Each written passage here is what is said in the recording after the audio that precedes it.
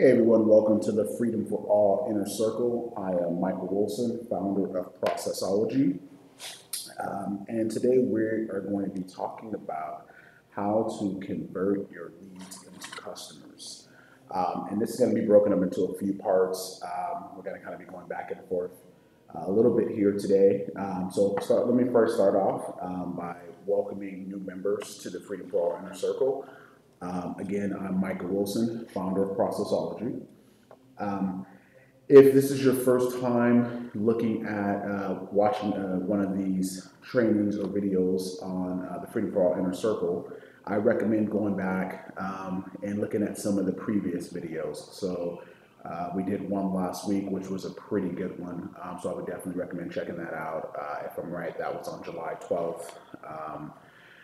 So let's go ahead and jump in. So again, we're going to be talking about today how to convert your leads to customers. And we're going to be going over things like clear call to actions, relatable content, automating the nurturing process of your leads, how to automate your offer to your leads. That way your business is working for you even when you're not. Then we're going to go a little bit into some tips that I have for you today as far as like when to send out emails, how to plan out your process, and how to guide customers down a path to your desired outcome. That's really important. We're going to go through that. I'm going to spend a little time on that a little bit later today. Sorry about that, guys. Let me mute my phone here. So we will talk a little bit about that today as well. Then we're going to go into some of the tools that you can use to do this. Some of you may already be using tools like Infusionsoft, Ontraport, Salesforce, and there's hundreds of different softwares out there, Zoho CRM, SalesMate, things like that.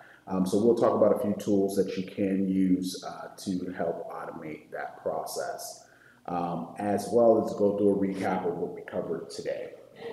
So let's go ahead and jump into it. So first thing I'm going to talk about is when it comes to converting your leads into customers, what is really important is, let me switch over to my camera here so you guys can see me.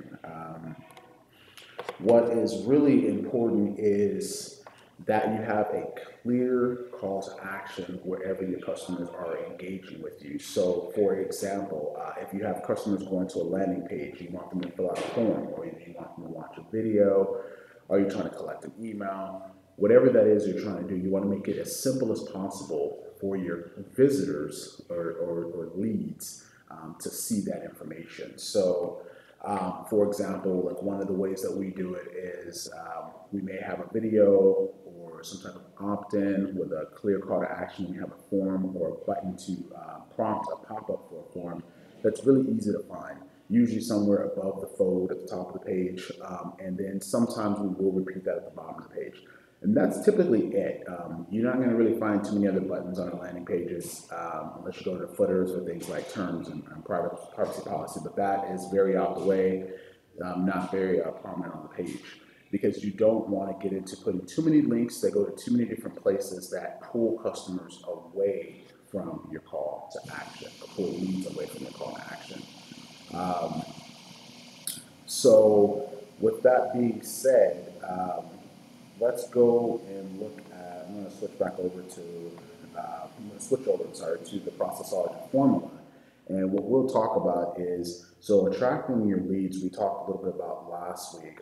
And so when you go into offering, this is where you're really offering your product to your lead and you're trying to turn them into a customer.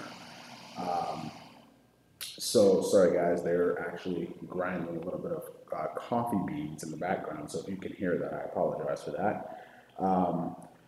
So it's one of those things where if you are offering information to your customers the correct way, it should guide, to your leads the correct way. It should guide them right to a purchase or right to a sign up or whatever it is you are trying to accomplish.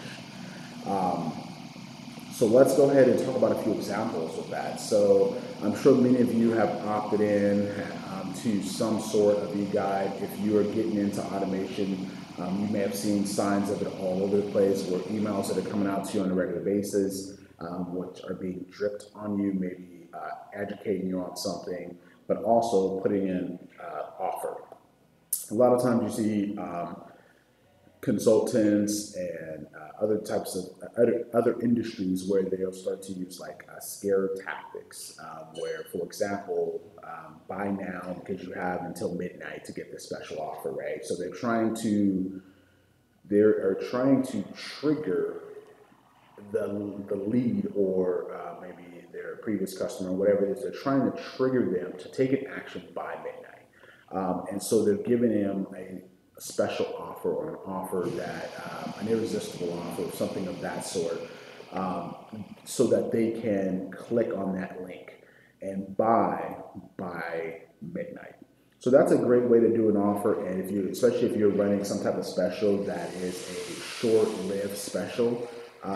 So, for example, let's say you send out an email to your leads that say, "Hey, buy my product for 50% off, but only valid until midnight.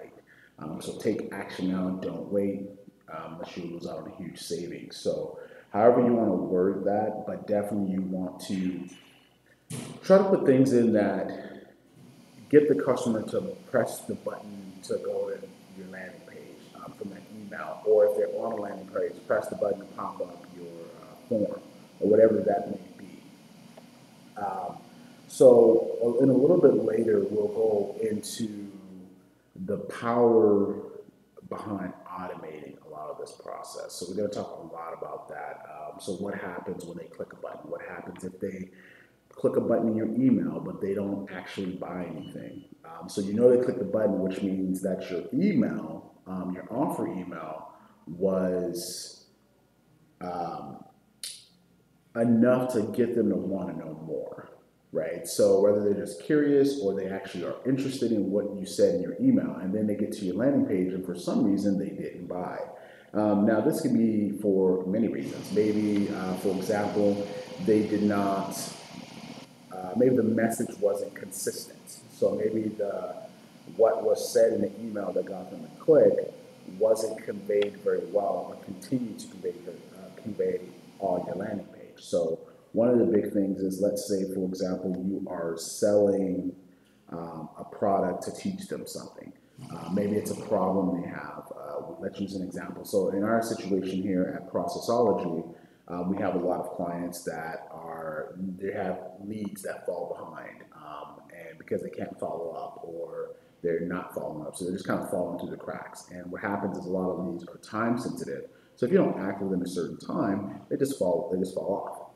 So maybe we want to solve that problem for our customers. So maybe we're sending out an email that says, "Hey, you have leads that are falling through the cracks. Would you like to solve this problem?" Right? Or we have 5 tips to solve this problem. Let's say that. So then they click on the link. They want the 5 tips, right? So they click on the link and they go to the landing page. And let's say the landing page is not conveying that same message. 5 tips to fix leads, to fix your leak, right? Let's say that, to fix your leak, stop leads from falling through the cracks. But then they get to the landing page, and let's say they don't see anything that says anything about I'm sorry, not 5, it's 5 tips. Let's say they don't see anything about 5 tips. Let's say now we're just saying fix your leak, right? Put your email and your name in to fix your leak. Well, the problem is they don't know what they're getting now on that landing page, so they may be hesitant to actually click through and actually purchase. So what we want to do is make sure that we be very clear about what we want them to do and what they're going to get if they do it. So, in a sense, look at it in this. Let's say we're giving them 5 tips in this email. They click on the link, they go to the landing page that says enter your email to receive your 5 tips on how to fix leads that are falling through the cracks. Then, and that's you're going to get a better chance of getting them to actually click on that button to fill out that form so you can get that lead, right? Now, how do you actually get them to buy? Now, how do you actually get them to buy? So, at this point, what I would recommend, depending on your industry, depending on your service, depending on your product, You can either take them to a thank you page, and then on that thank you page, you can have offers right there, right? So you want to try to get them the first time around. They probably won't buy here, but hey, if they do, great. So you can put some offers on that thank you page under their congratulations or thank you for opting in, whatever it is. Check out these products you may be interested in. Then if they purchase, great, they just purchased a product.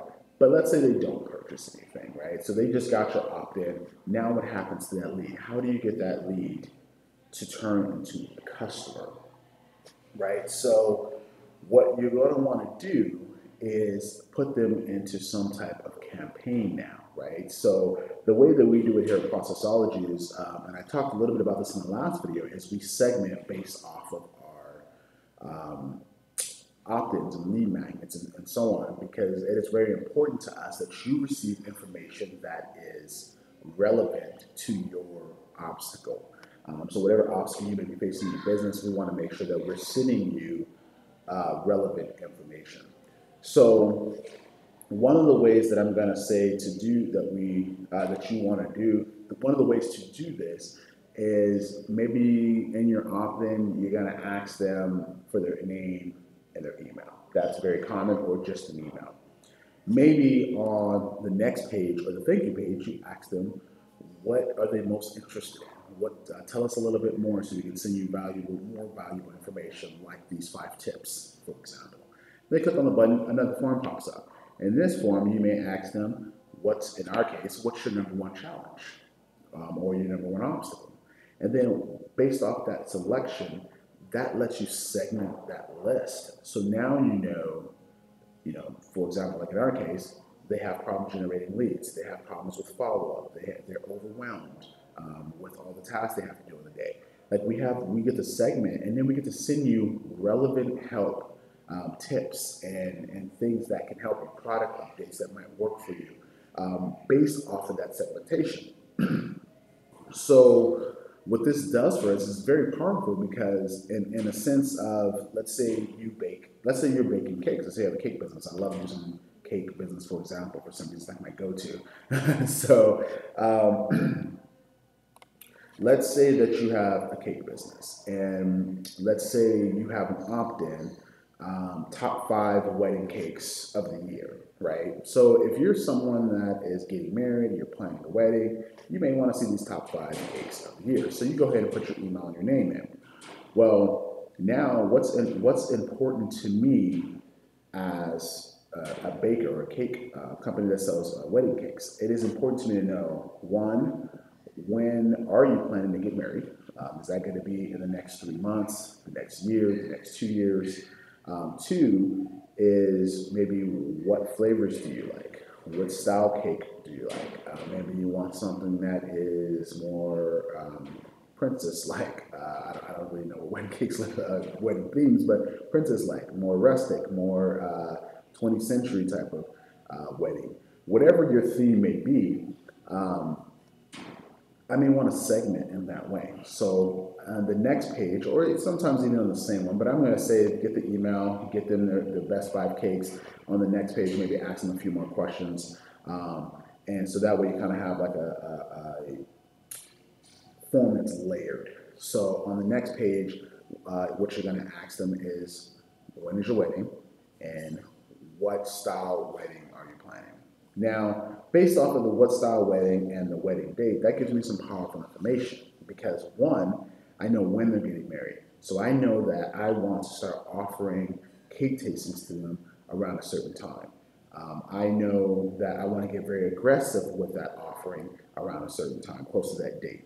Then I know what theme wedding they have. So now I can put them in a campaign. Let's say I have 5 different themes that in my campaign, and based off the one they select, based off the one that they select, now I'm sending them relevant information for that style wedding. So maybe examples of other people that had that, maybe examples of other cakes, maybe just give them value. So you even get away from your cakes, right? You want to build trust. You want them to know that you know what you're talking about, and you want them to want to engage with your content. So maybe even go into, okay, let's say they wanted an eclectic wedding.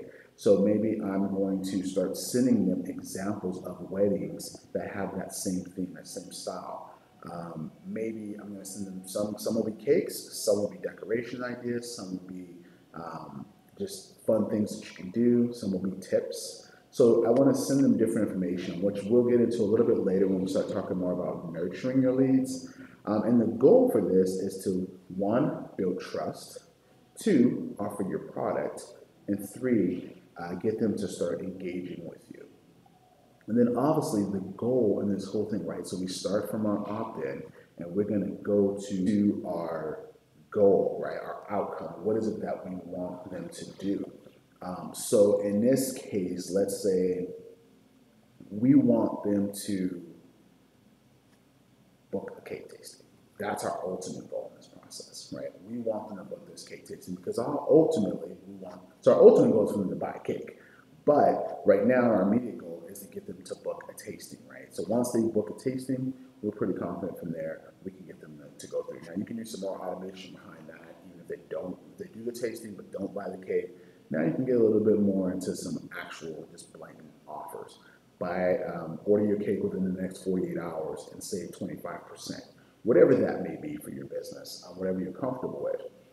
But it is very important that you put this process in place. So what we're doing here is we're automating, right? So from the time they opt in to the emails that they're receiving to the cake tasting appointment scheduling, all of this can be automated. So the only thing that you have to really interact with is the actual cake tasting itself, right? And so then after the cake tasting, you would just update the record that they complete the cake tasting. And then from that point, if they bought or didn't buy, right? So in your campaign, you're gonna wanna put, yes, they purchased, no, they didn't, right? So if they didn't, now we're gonna put them into another campaign that now they're no longer a lead, they're more of a prospect at this point. But they're not quite a customer yet, right? So then let's say they do the cake tasting, they buy, great, they're a customer, mission accomplished. So we're good to go. So now we can put them in more of maybe a wow campaign, or what we refer to at Processology as a campaign to impress them. So now they're a customer. You have their order on the books and you're in the process of delivering.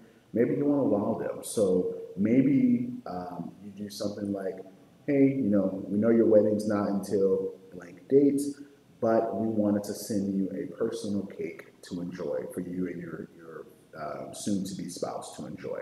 And so maybe you send them a little sample, personal size, little mini cake, right? And that's like, oh, wow, I didn't expect that. I didn't know that was coming. That's great. Maybe you give them a voucher for something else that you make, maybe you bake muffins or something. Whatever it is that you give them, something to impress them, right?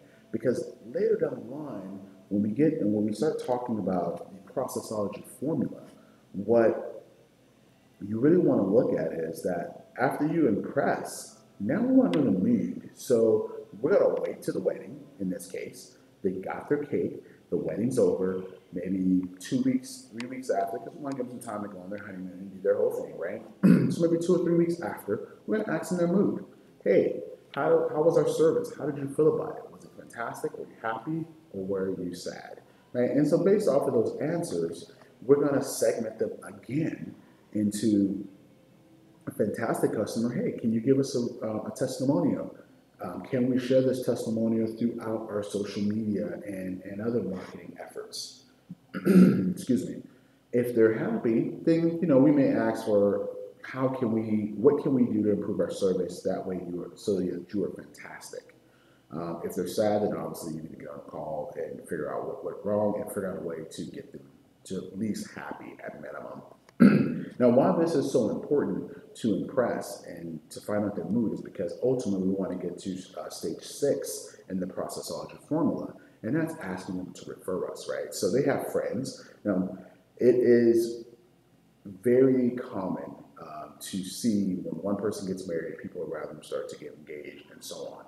So it is very important to make sure that they are satisfied with your service and happy with your service. That way, when it comes time for their friend, maybe gets engaged, maybe they're about to propose, maybe whatever it is, they can refer you, right? Because not only did you give them some helpful information, but you also delivered an amazing cake.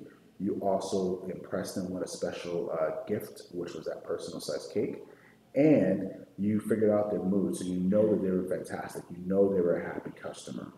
Now, this is the person that you want to ask for a referral, right? Because they are going to scream your praise, and you want that to be spread, right? You want that to get around as much as possible, right? The better reviews, the more referrals, the more purchases, and so on. So what I recommend is that you want to try to keep this process as simple as possible. If you want to convert them from a lead to a customer, and in a lot of cases, depending on your business type, you may go from lead to prospect to customer. It's hard to say, it just depends on your industry. Um, Now, let's look at a little deeper. So we talked a little bit about examples of kind of walking through that stage. Now let's talk a little bit more about call to actions. So um, in that same example we just used, we had some very clear call to actions. Right? We had an email with one button that sent them to opt in for the 5 best cakes of the year, right? So that was a very clear call to action. Get these 5 best cakes of the year. So then after they did that, we had another form where we asked for a little bit more information. Very clear call to action. We asked when are you expecting to get married, and what type of theme are you considering for your wedding? Sorry, for your wedding. Then after that, now we delivered our product, right? So we gave them the 5 best cakes. So we delivered that information to them via email or mail or however it is that you deliver your information. Then we put them into a campaign, and this campaign dripped on them important information, right? And each one of these emails that go out will have a subtle offer. Now, the closer you get to that wedding date, you may want to get more aggressive. So, for example, maybe you have a campaign that they go into that is, let's say, in this case, we're talking about weddings, that is 30 days, I'm sorry, not 30 days, let's say 1 year plus nurturing, right? So their wedding date is set for at least a year out. Then you got to nurture to them useful information with a little less aggressive cake tasting offer. Because the thing is, like, I don't own a cake business, never have, but if it was me thinking from a process perspective, I wouldn't want to really offer a cake tasting too soon. I would do a little research to find out how much in advance is the average time that someone orders their cake before the wedding, and then I would plan my process around that. And the reason why I say that is, for example, let's say you have a potential client, a lead, where their wedding is 2 years out. Well, you offer them a cake tasting next week. Well, let's say the average person won't actually order a cake until 3 months, 4 months before their wedding. Let's just say, I don't know if that number's accurate or not. Well, if you're doing it, almost 2 years in advance, then they're not going to think about you, or maybe they will, but you have so much time for someone else to come and play. Now, you can nurture them and leak on them and offer them, but chances are they're going to want another cake tasting come, 2 years from now when it's, 3 months before their wedding. They're going to want another cake tasting. Maybe they change their mind on the type of cake. Maybe they change their mind on the theme. There's a lot of things that could happen in that time.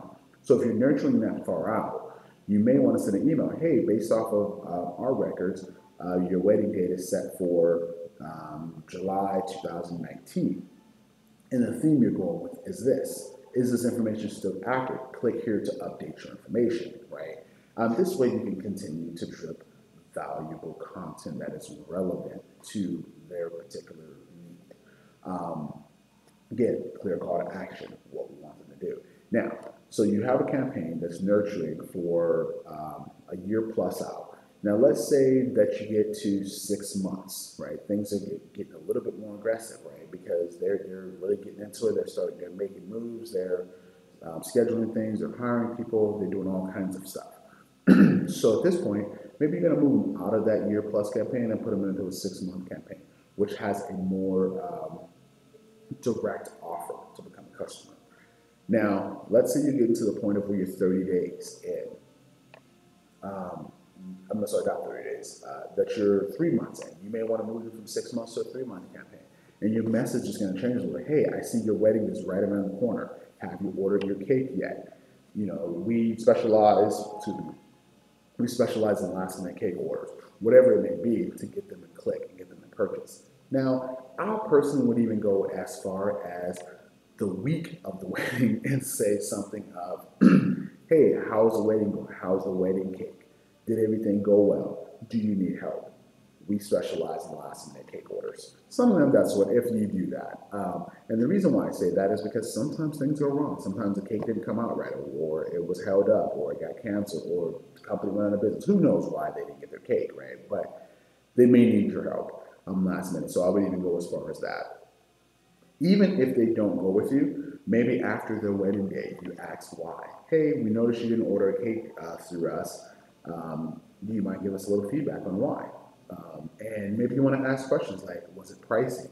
Was it customer service? Was it the theme of cakes that we offer? Or whatever it may be. Was it flavors, available flavors? Whatever it may be, that information is going to be very valuable to you as far as if you're getting a lot of feedback within your survey that is saying that they're not purchasing because of pricing and you're not getting any business because of your price, then you may want to reevaluate the pricing for your business. So I definitely recommend doing some type of survey. It may even be beneficial as when you're asking for the referral or the mood, I'm sorry, not the mood, the mood, to do some type of survey. Depending on your business type, you may or may not need that. Here at Processology, we want to keep it as simple as possible. It's all about keeping it easy for our customers because we want you to be able to do this in a matter of a couple minutes. So for us, we literally send you an email, click this button, fantastic, happy, or sad, and then based off of clicking that button, it will take you to a landing page that will ask you, how did we do, depending on the option you picked. And if you do fantastic, it may ask you for a testimonial, it may ask you if you can share that, if you're very happy, it may just ask, how can we make you fantastic? If you press sad, then it's going to trigger a campaign that gets somebody in touch with you. That way we can take care of it, right? So very, very simple process. And the client part, they press one button, very simple call to action. And then we use automation to do everything else. And keep it and that is very powerful because it's something we don't have to think about. All of our customers get asked their mood, and we never have to actually do anything unless there's a problem. And if there is a problem, then we want to create some human interaction to make sure we get that fixed. All right, guys, let me look over here and see what else we have on the to-do list for today with this video. So converting leads to customers. I hope this information, guys, is helping you. An example that I used is at least fire some ideas on how you can put some processes in place in your business to really help free up your time, right? So the Freedom for All Inner Circle and Processology in a whole, a lot of our focus is on creating freedom for entrepreneurs. And so we want you to see how you can use systems and creative processes in place to really do it. So if you look back at the example that I just went through with you, all the way from the point of them opting in, right? That email, that offer email that went out. So from that point, all the way across to them actually scheduling a cake testing. It's automated, right? You don't do any of that follow-up. You don't do any of that nurturing. You're not getting on phone calls. You're not cold calling. Now you can, but there's no need to, right? So there's a lot of softwares out there that offer text messages that you can do, emails that you're doing. Some softwares like Entrepreneur, you can actually send out postcards directly from the software and automate that process. So there is so much you can do right now with automation so where you can take that customer interaction out. And what does that do for you? One, it frees up your time. Two, it frees up the time of your employees.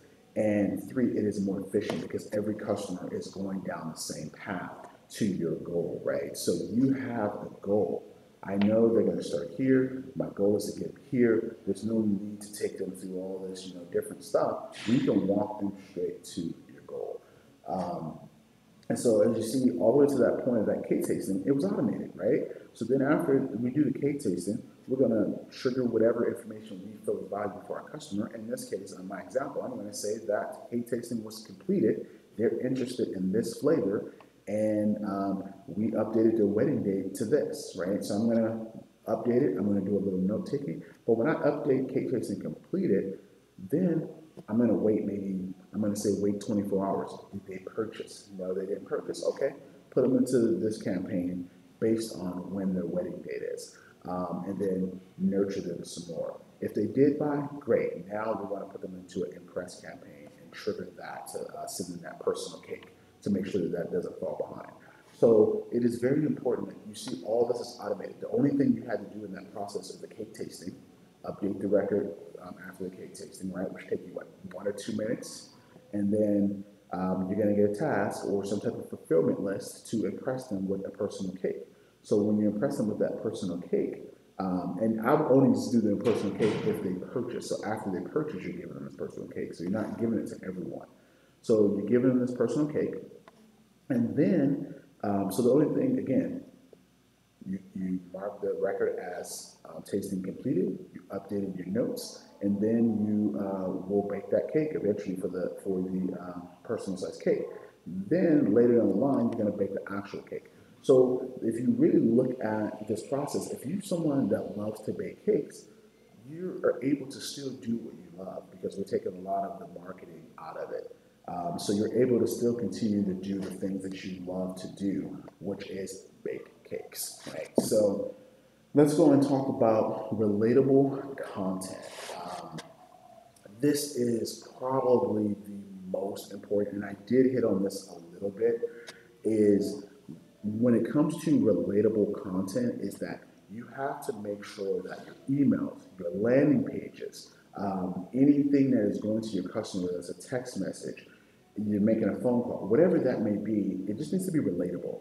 So, for example, what I mean by that, if the customer says that they're interested in, let's say, wedding cakes, don't start talking to them about birthday cakes. Don't send them information about birthday cake. And it's okay to say every now and then, hey, we also do this if you need it, but you don't want to make that nurturing campaign built around something that they're not interested in. Again, at Processology, we segment our list to try to give you the most relevant content possible because we want you to relate to it. So if you are struggling to generate leads, we're going to send you majority of the information you get from us will be focused on generating leads. Why? Because that is your obstacle. That's what's important to you. That is your struggle right now.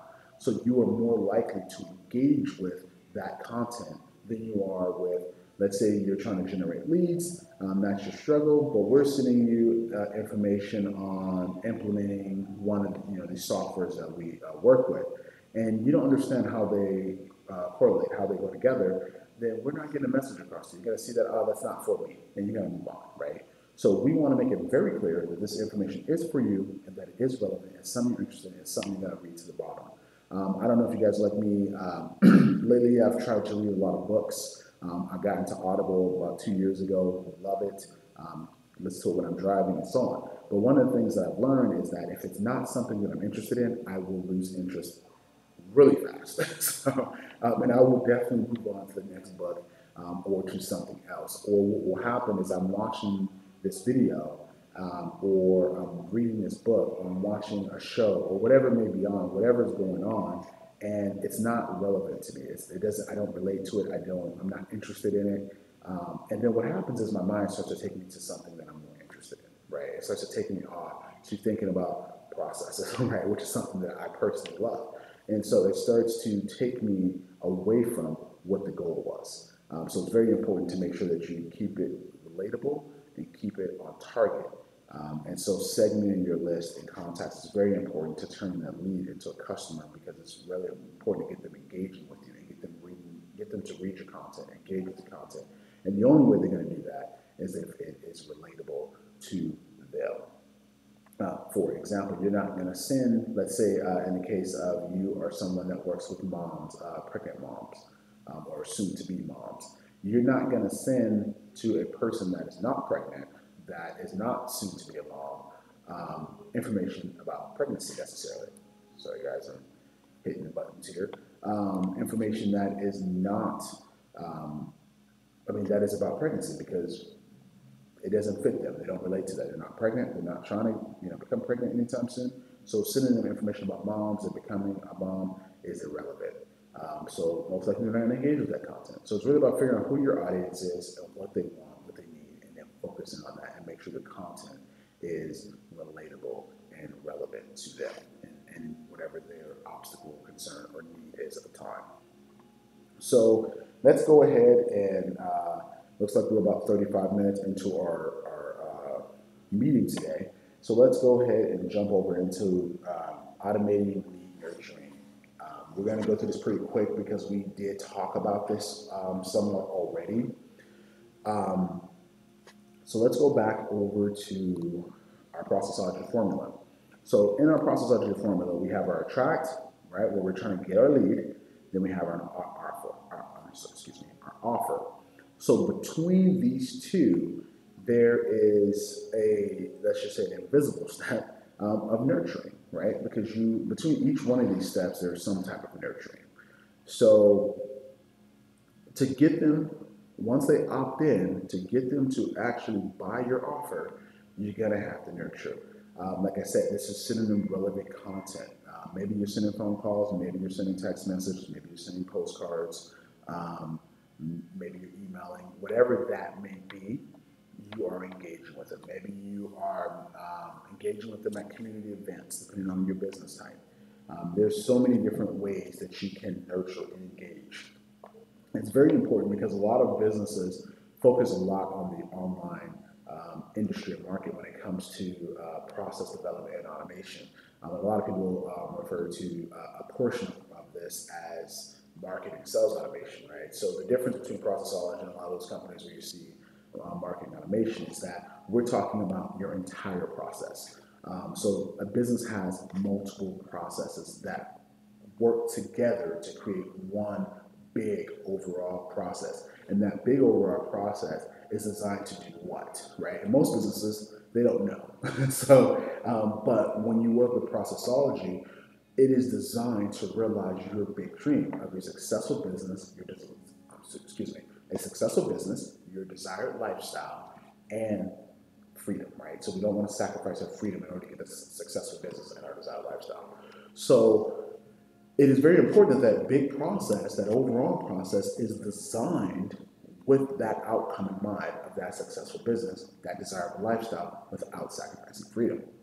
So it's very important to make sure that these processes are designed to support, or not, I won't say support, to realize your desired outcome. So in the case of here where we're nurturing, we want to make sure that, again, what I was saying earlier, so I kind of got off track there, what I was saying earlier is that it's not just about online businesses. This can be used even for a brick and mortar business. Let's say you don't have an online presence, but you have brick and mortar. You have clients coming in. You still need to attract them somehow, right? So how are you attracting? You still need to offer your product to them somehow. How are you doing that? In between, how are you nurturing them? Maybe it's phone calls, maybe it's meetings, who knows? But whatever it is that you're nurturing, this process still applies. You still need to deliver a product to them. You still want to impress them somehow. And there's plenty of ways for brick and mortar to impress and to deliver and offer and attract. Then you still want to figure out their mood. That can be as simple as, before they leave your office, I hope the service is great. How would you rate our service today? From 1 to 10. Excuse me. Or maybe you have them fill out a handwritten survey, or maybe you have them do it online. Who knows? However you want to go about it. It depends what works for your business. Then as far as referral, you can ask for referral in person. You can send them a postcard that says, hey, do you know anyone that may work, that our service may help? However you want to do it, as a brick and mortar, this still applies to your business.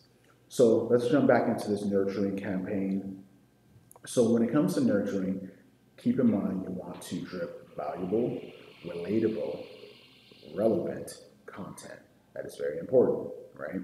So I would also say don't send too many emails. Keep it simple, guys. Don't do 3 or 4 emails in a week.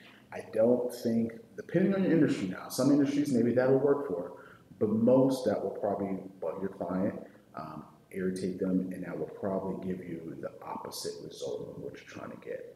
Um, so what I would say, depending on, again, the industry and the service and the product you're offering, maybe do 1 email a week.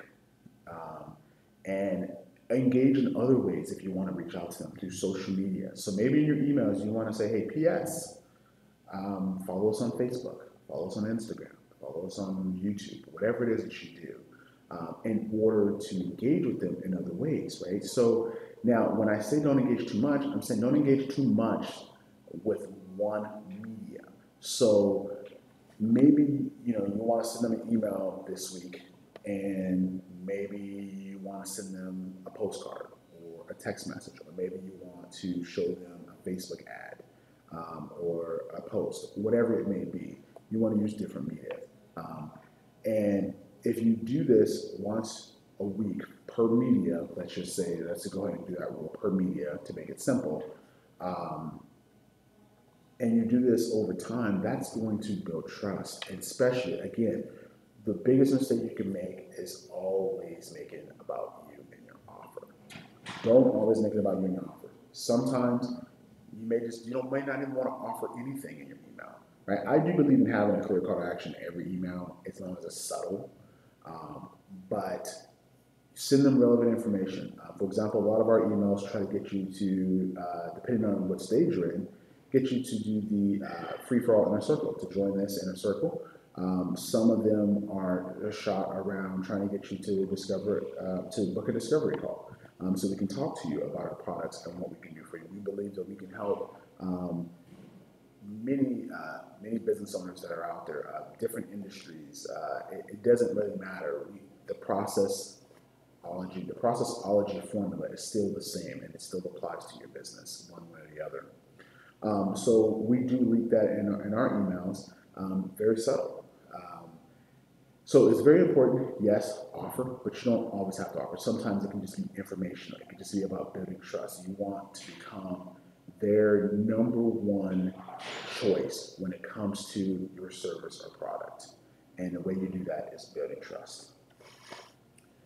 So let's go ahead and talk about automating your offer. So when it comes to automating your offer, just like in the cake example, we did talk about how to get them to, right? We attracted them with an offer. We try to get them from a lead to a prospect by getting them to do a cake tasting. And then now how do we get them to buy, right? So when it comes to automating that offer to buy your product, once they do the cake tasting, if you've asked the right questions during that cake tasting, now you have some more powerful information. You have an updated date for their wedding.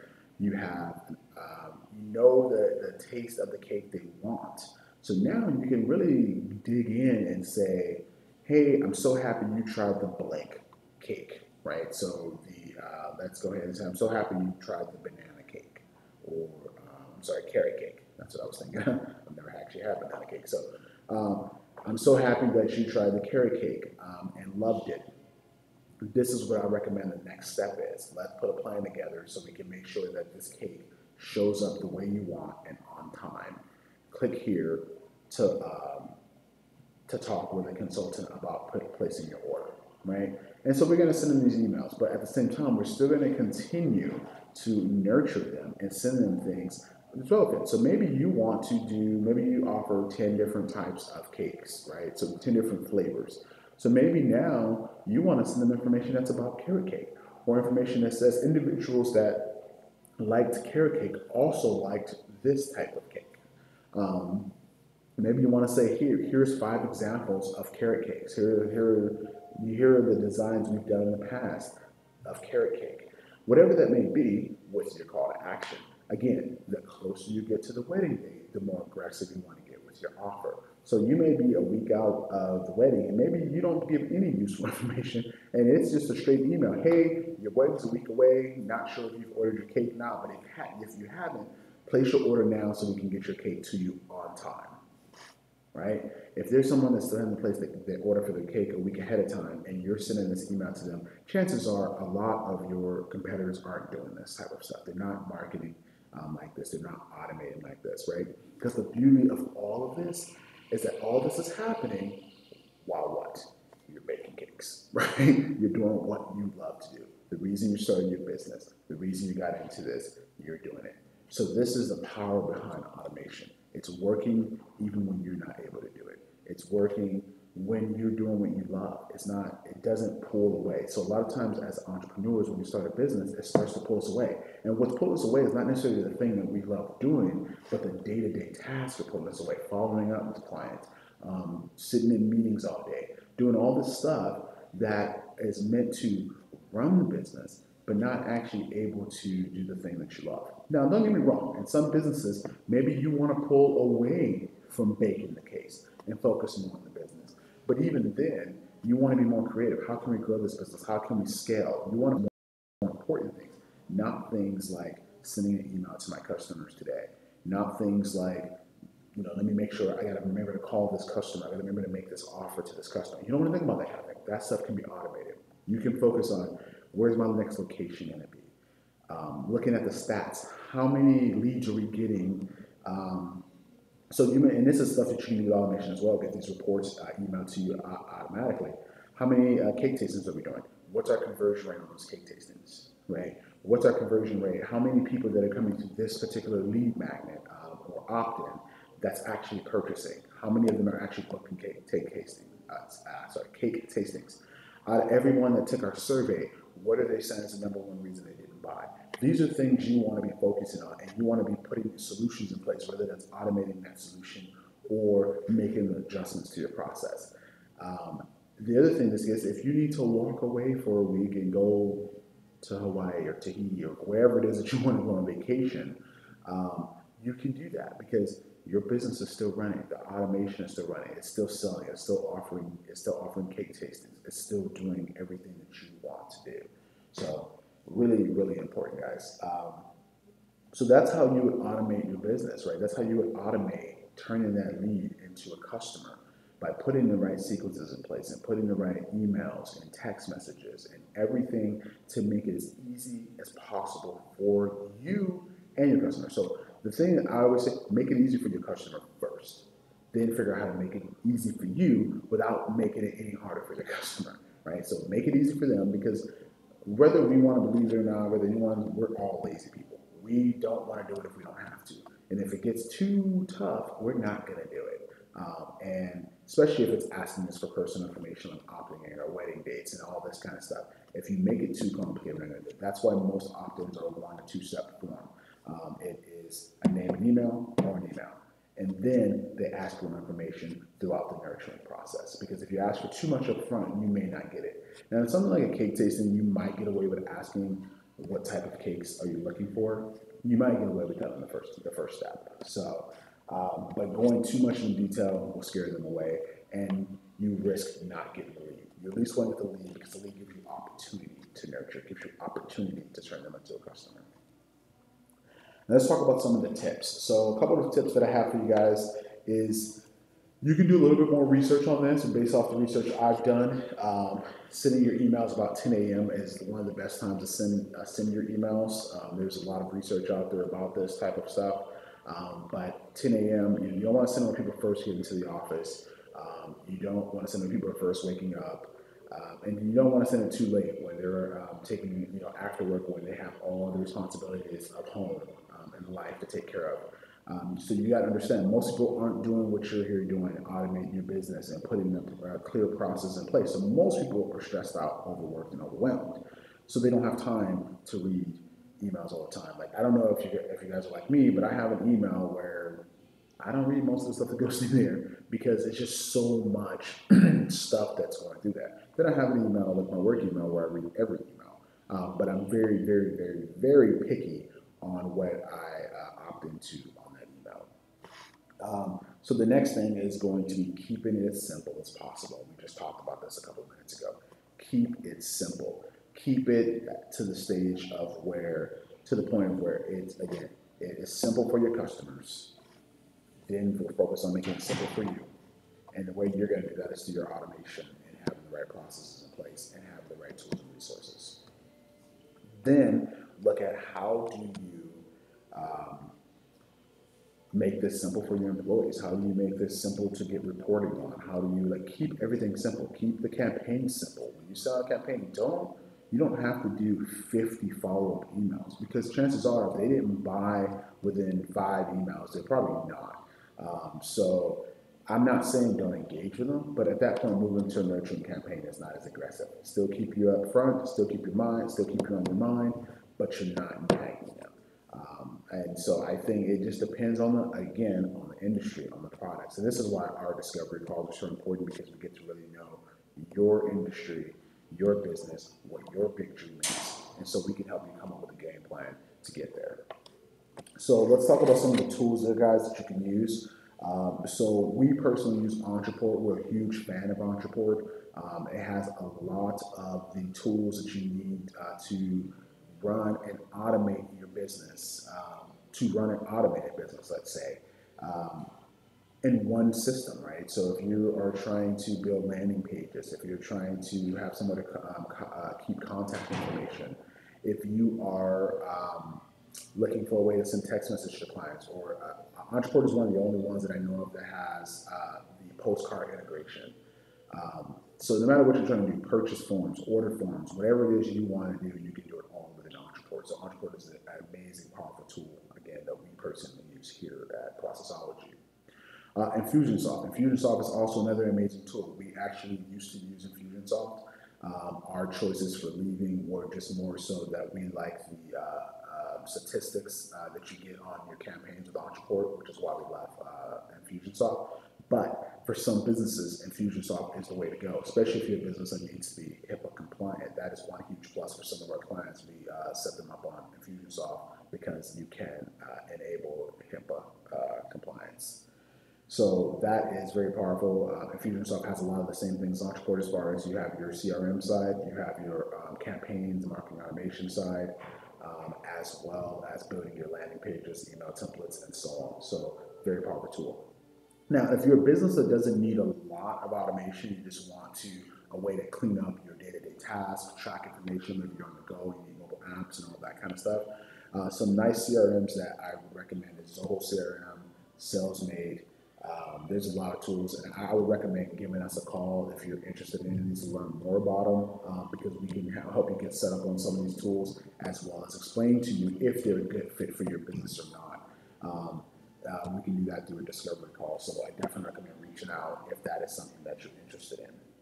So now, some other tools that you may want to consider is, depending on your business type, is a calendar scheduling tool. So we have used Calendly in the past.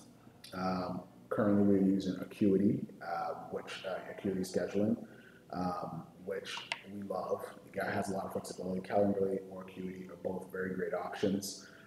And then you can use softwares like Zapier or something like that to integrate those tools into your CRM, whether you're using Infusionsoft, Ontraport, Zoho, whatever it is that you're using, in order to get that appointment information into the contact record.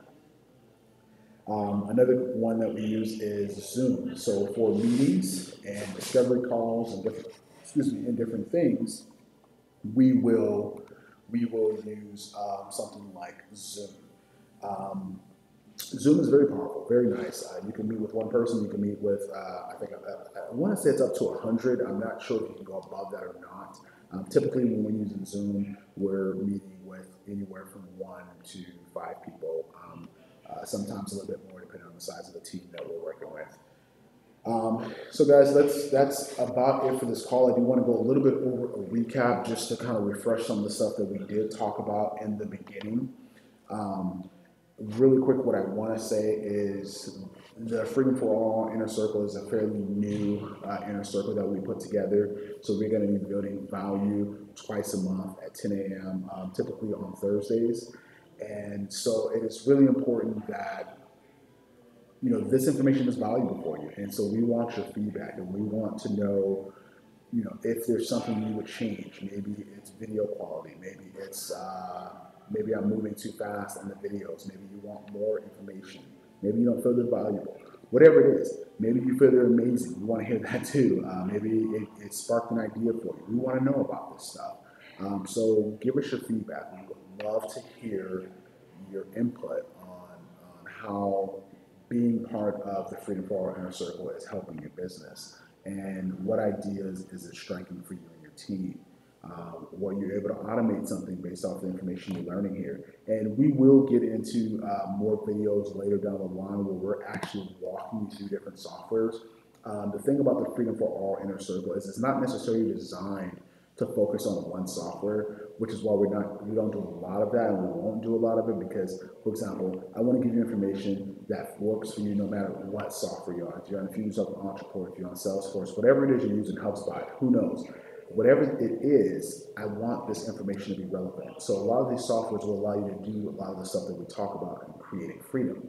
If you're using a software that does not provide some of these features that we're talking about, again, go ahead and go to our website at processology.net and schedule a discovery call. And let's talk about a software that fits your business the best so that you can start to create freedom in your life and start to realize the big dream you had when you started your business.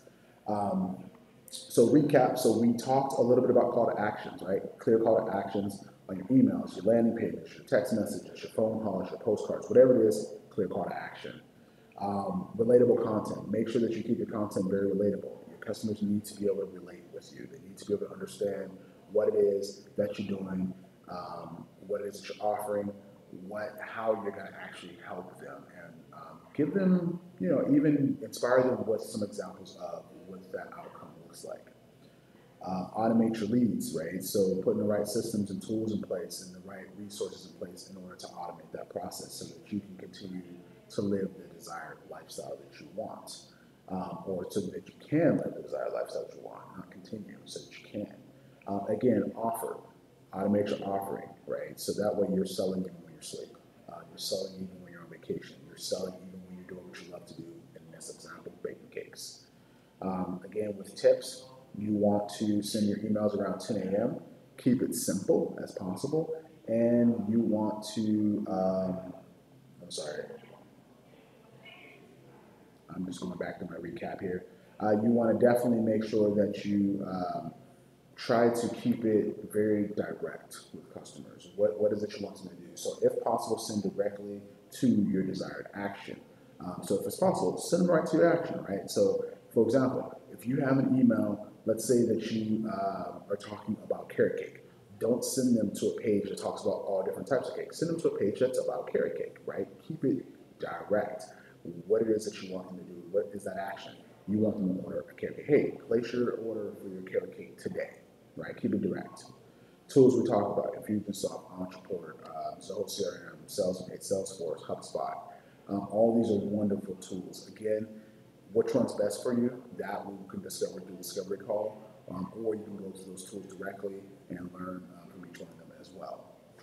Anyway, guys, that's going to be it today for our call for the Inner Circle. I hope you enjoyed the information. I hope that you got value out of it. Again, you can always send us your feedback, and you can do that a couple ways. You can send that to feedback at processology.net, and just make sure that you put in the subject Freedom for All Inner Circle feedback, and that way we know that that feedback is applying to the Freedom for All Inner Circle. Anyway, guys, love being on these meetings with you and talking to you and offering you as much value as we can. Look forward to speaking with you in the next one. If you go and look under the live stream video here on the here on the Processology dashboard, you can see a list of the upcoming events that we're going to be doing with the Freedom for All Inner Circle and what date and times they are. All right, guys. Again, that's it for this meeting. Talk to you in the next one. Thanks.